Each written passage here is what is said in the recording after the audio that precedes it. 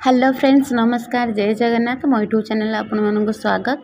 घरे तो छतु समस्ते बन खाते अनेक प्रकार बन खाते थे मो स्टाइल बन देखु बहुत टेस्टी लगे। आज मुझे आसी छतुर रेसिपी चलतु स्टार्ट करवा रेसिपीटी मुझे किसी छतु नहीं धोईकी परिष्कार कर रखी नहीं किसी कैप्सिकम आउ कैप्सिकम की एमती भाव में काटी नहीं किसी कंचा लंका आपड़ जी राग खाए से हिसाब से कंचा लंका ने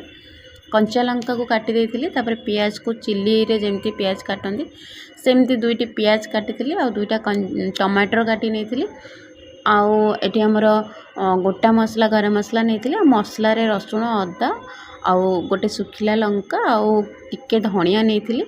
तापर मुझे सब काटिक रखला पर छतुरे टिके लुण आ हलदी पकेबा आउ तादरे किछि लंका गुंडी ऐड करिबा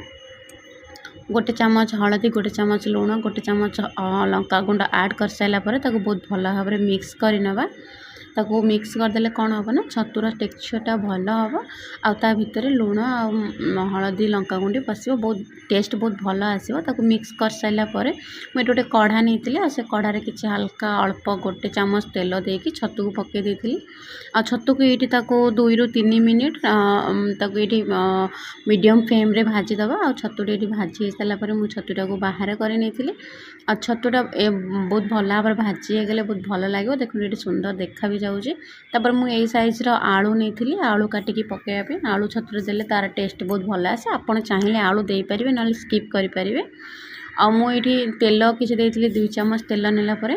आलू को ये तेल रे भाजवा आउ तेलटा टिके गरम हो गले आलू देकी भाजवा आलूटा को भाजी सारा ये मो आलू दे देती आलू रे टिके हल्का लुण देवे जमती कि आलूटा अलणा न लगे ये लुण देले कौन हुए ना आलूर टेस्टा तरकारी रे बहुत भल आसे। तो ये आलू बसई सारापर घोड़े देकी मिनिमम 2 मिनिट मीडियम फ्लेम रे भाजी नवा आ देखो ये 2 मिनिट पर मोर आलूटा भाजी भी हो जाइए आलू भाजी सारापर गोटे जगार बाहर कर नवा बाहर करने सारा पर नेक्स्ट स्टेप को आम जा जदि भिडियोटी आपण भल लगे लाइक फॉलो करने को जमा भी भूलें।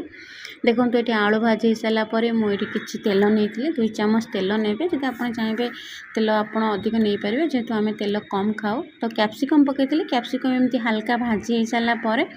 तो कैप्सिकम को बाहर करनवा बाहर कर सारा पर सेमती ठीक हल्का तेल देकी काटिकी रखि पियाज को तादरे ऐड करवा और पियाज को भी सेमती हल्का ही भाजवा पियाज आ कैप्सिकम हल्का भाजिले मशरूम जो ग्रेवीटा तार टेस्टा अलग हुए तो से मुझे पियाज हल्का भाजी पियाज हल्का भाजी सारा पर पियाज को बाहर करनी 2 चामच तेल देकी किसी 2टा तेजपत्र आ किसी गोटा मसला देती आ 2टा जीरा हल्का